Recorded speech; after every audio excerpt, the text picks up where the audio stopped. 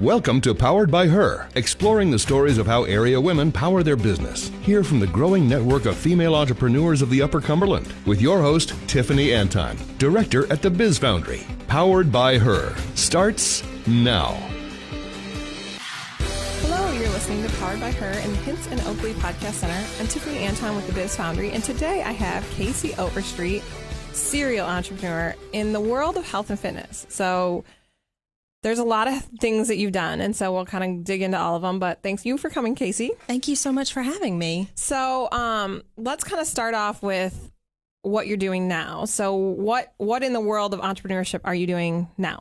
Well, I wear several hats in my world, but as far as entrepreneurship is concerned, I have an Advocare health supplements business. That's something that my husband and I have done for about 9.5 years now. And recently I've expanded into personal training.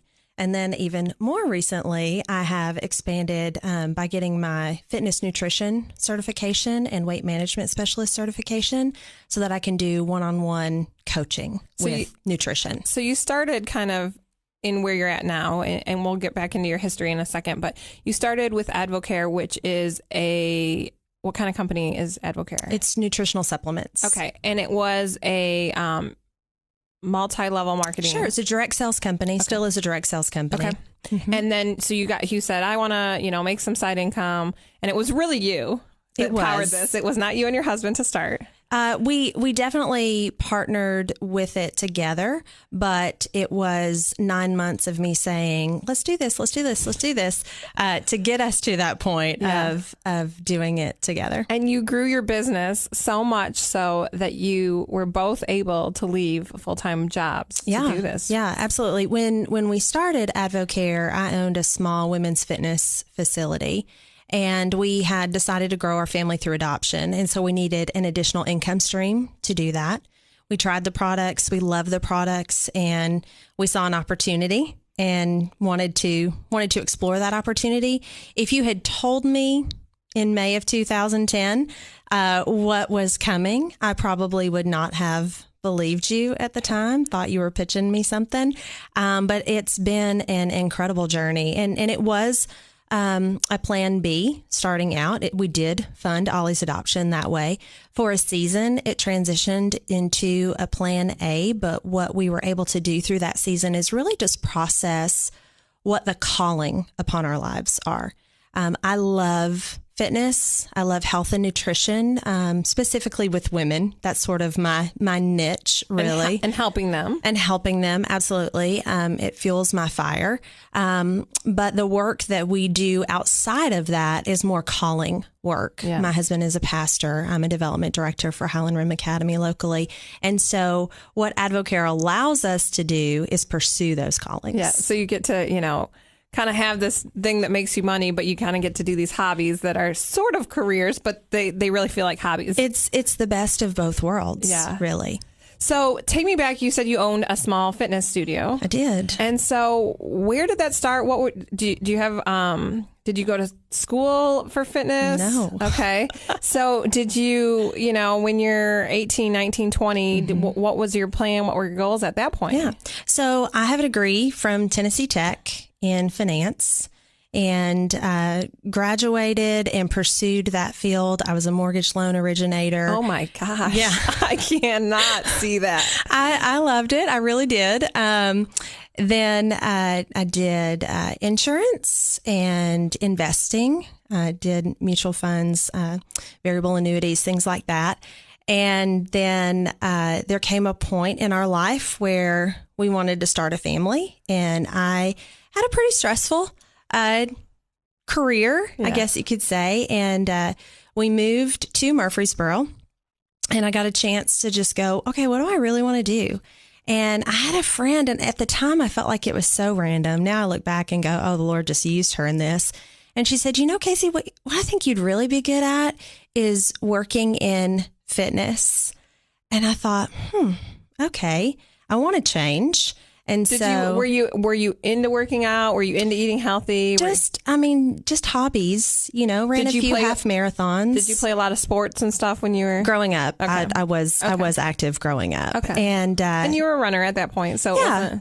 Well, I use that term loosely. I mean, I think you just said you ran a few marathons. So. Half marathons. Okay. Half. And so I thought, you know what, let's pursue this. And I started working part-time in a Curves franchise in Murfreesboro. And, I'm wired in a way that when I see something, I want it to be the best that it can be. And so this part-time job turned into me managing that facility, which turned into me managing both of the facilities in Murfreesboro, and then on down the road led me to purchasing one of those facilities. Wow. So how old were you when you purchased your first Curves facility? 30. Okay. And did you think, okay, like I'm a 30-year-old, I'm going to own my own business. And like, this is what kind of the plan for the next bit of life, like 10, 20 years. Yeah, I probably should do a better job long-term planning my life. But I've just always had that business mindset, growing up.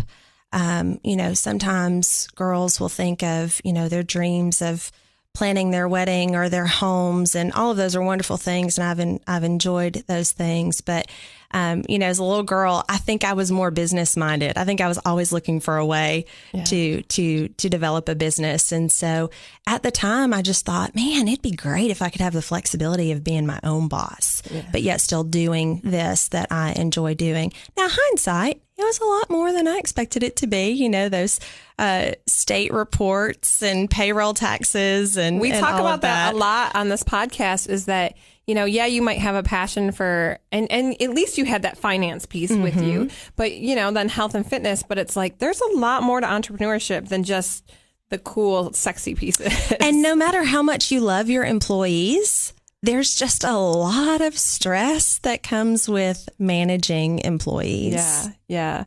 So how many employees were you managing? I think at the time I had like 6 probably. And were there any things at the time that were helping you, or maybe even along this whole journey that you've gone through, that really have helped you learn how to manage a team and how to be in that leader role? Oh, absolutely. I look back now and go, oh my goodness, I could have served them so much better than I did at the time. I loved them. They were each friends in my life. But I could have served them and their needs better instead of perhaps being so focused on what my goals were. Well, let's find out how you got those skills in just a second. You're listening to Powered by Her in the Hints and Oakley Podcast Center, and we have Casey Overstreet, who is kind of serial entrepreneurial in the health and wellness field. Right now, your main business is Advocare, with some personal training on the side, and you have another whole career. But so being a leader, I personally have always felt like I have leadership skills, but I'm in the first time kind of managing other people, and it's an interesting game, you know? Is. So how did you find the tools to really be a good leader to manage other people? I think sometimes you can just be a leader by just doing good and being a good example, but trying to draw out the best in people is a totally different thing. It is. And I think that's been one of our greatest blessings from Advocare, is that when you're managing a team of distributors, it's really a volunteer army. They are not your employees, and you're not there to manage them. You're there to lead them. And so Advocare has really taught us so much in the leadership realm through doing, obviously, making mistakes, I look back and see where I could do a lot of situations better, but also accepting that we need to learn from other people, and we constantly need to be striving to follow in the footsteps of others. And so reading has been a huge component. That's something that Advocare really has always challenged us on. Leaders are readers. And then, getting us in the space of people like Andy Andrews and Walter Bond and Neil Jeffrey, and seeing how people have been successful as leaders, and then replicating that, not exactly how they did it, but through our own personality and skill set. We really believe in, as a leader, find out what your strengths are and operate within those strengths. Obviously, we always want to try to shore up weaknesses, but we're designed to operate a certain way. And so find out what those strengths are, operate within those strengths, find out what the strengths are of the people that you're leading, and allow them to operate within their strengths. Yeah, I think that that's a huge sign of a good leader, is to adjust yourself a little bit to pull out the best qualities in the team around you. So I think that's really good. Have you had any specific mentors that really have impacted your journey and that you feel like, gosh, things could have gone a totally different way had it not been for them? Yeah, I think that I've had many mentors along the way. Back when, I first started with Curves, the owner of those franchises at the time really poured into me and taught me so much during that time. We've had a variety of leaders in Advocare who have poured into us over the years, both on a corporate level and on a distributor level. And now, more recently, I think once I hit 40, I realized I needed some personal mentorship, someone who can look me straight in the eye and offer me advice, or maybe call me out on some things. That's important as well. And so Melissa Parks, who's the development director at Habitat, has been that person in my life. And then Becky Davidson, who is the CEO and president of Rising Above Ministries. She has been a previous guest on Powered by Her. Yes. So you can look back and get Becky's whole story and how inspiring she has been Absolutely. in her own life. So those are some pretty heavy hitters. Those are some pretty good, mentors to have around. Yeah. Where do you get or do you think that there's any personal characteristics about yourself that have really gotten you to where you're at? Good or bad? It's so funny. This is just honestly the first thing that popped into my head when you asked that question. Back when I was a loan officer, I had a friend that I worked with, and she said, Casey, you're like a dog with a bone. Like, you just won't let go of something. And I am. I mean, when I see something and I know that this is the way that, this is what can happen. This is what the potential of a situation is. Or, this could be done so much better. I'm all in. Yeah. Go big or go home. My full attention is on that. Which can be tough sometimes because then you like you said, you can't just go half in on anything. No. And so it can really pull you in a different direction. So how do you kind of keep that balance? How do you figure out how to maintain to go all in at one place and not let everything else fall off your plate? Well, I don't believe in balance.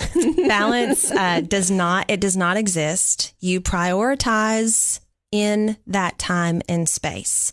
When I am helping someone in the health and fitness realm, my focus is there for that time. When I'm at home with my family, my focus and my priority is there at that time, because I can't do everything all at once. As women, we're multitaskers, but sometimes we have to realize that you need to set some things aside and focus on the task at hand first. Yeah, I think sometimes we divide ourselves too thin, and then we're not doing well at anything. Absolutely. And so that focus is really important.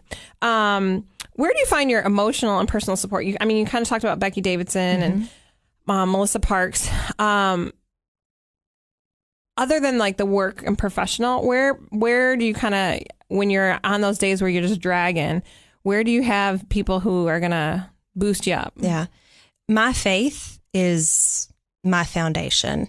I can tell when I haven't spent enough time in the Word, when I haven't opened my Bible enough, when I haven't been praying enough, just drawing close to the Lord that way. I can tell, because that's when I get a little bit more frazzled. I get a little bit more stressed out, and I forget to keep the main thing. And so I would definitely say that my faith is my foundation.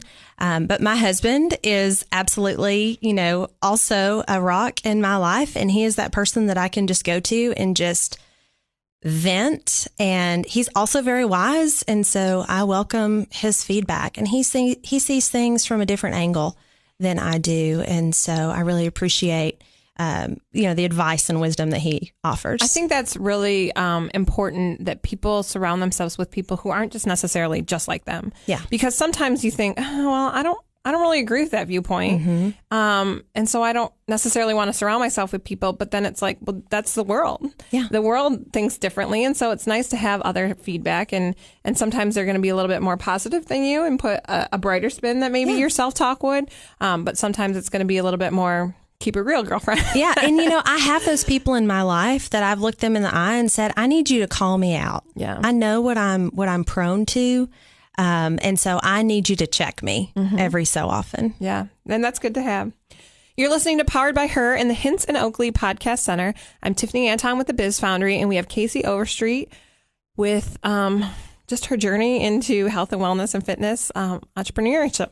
So we're going to talk. And so I asked you, I'm going to be a little honest right now. I asked you maybe a couple months ago to be on this podcast, and you had faced a big changeover with Advocare. Yeah. And so, and there's this huge kind of, I believe in my world of entrepreneurship, whether direct marketing, direct sales companies are entrepreneurs or not. Yeah.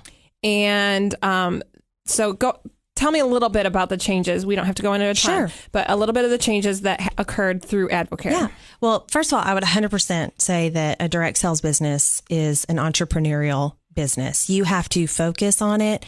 And, we would say if you treat it like a business, it'll pay you like a business. If you treat it like a hobby, it'll pay you like a hobby. And so you have to be focused. You always have to be growing. You have to be intentional with your time.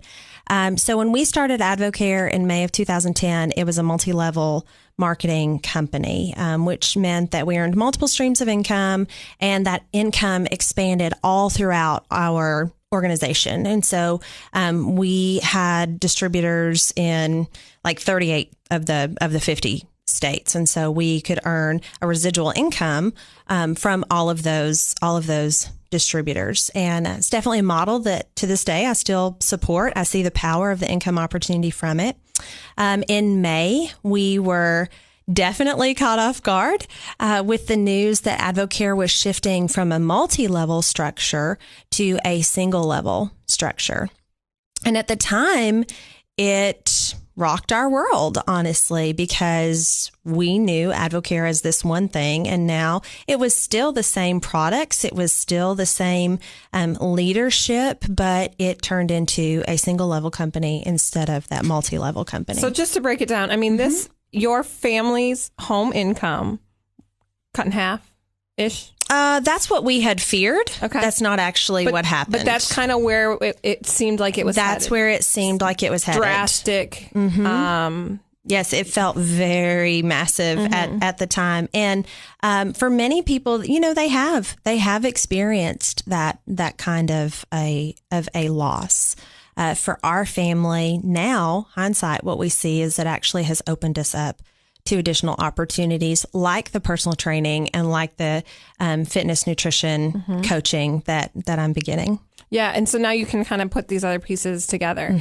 And to go back to this debate of entrepreneurship with direct sales, the big, because I have used Advocare products myself personally. And so when this came out and just the business aspect of things, I kind of started reading articles, and people were saying, well, this is why it's not your own business, because somebody else is coming in here and somebody else is, if you have your own business, people, that can't happen. Sure. And my biggest counter to that is Fitzgerald glider kits, which government regulations have changed what they can do in their business. The government, it's not, but I mean, he 100%, he owns his own business, and so I think that can happen in any kind of business. And what we can't control are people's personal preferences. And so you could be a real estate agent, and then some personal preferences could change. You could own a clothing store,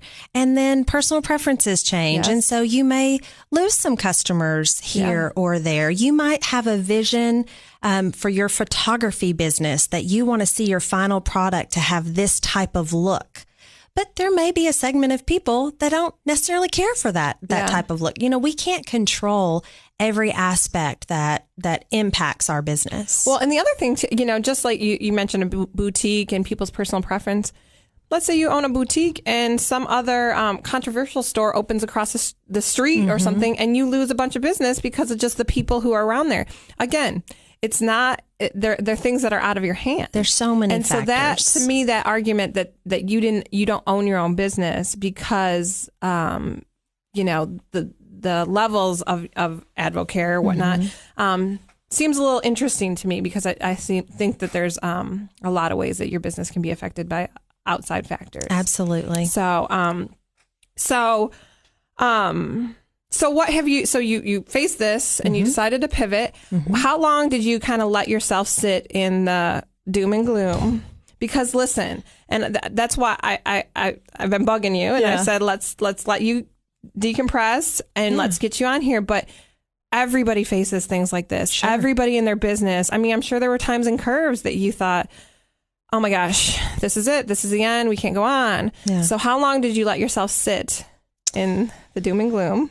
I would say that we had good days and we had bad days. And so at first it just felt so heavy. And then, maybe a week later, okay, it's not so heavy. But then, something else, a person's decision would come up that we would take it back on again. And I think that's where we go back to our faith and, just had to really look at ourselves and say, okay, this has changed.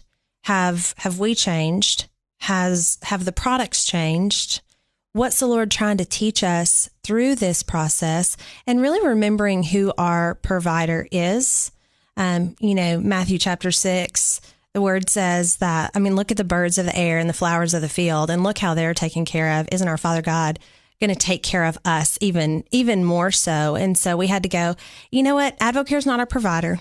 TJ and Casey Overstreet are not our own providers. Do we have to be diligent and work hard? Absolutely. Work has never scared us. We've both been working probably from a younger age than what is legal to work. But I think it's like good days and bad days. You don't wake up and go, oh, done, check. Yeah. It's a constantly, Lord, what are you teaching me through this? How can I grow and how can I become stronger through it? And I think keeping those moments fresh, okay, am I on the right track? Am I doing what I need to do? Is this business headed in the direction I'm intending it to go?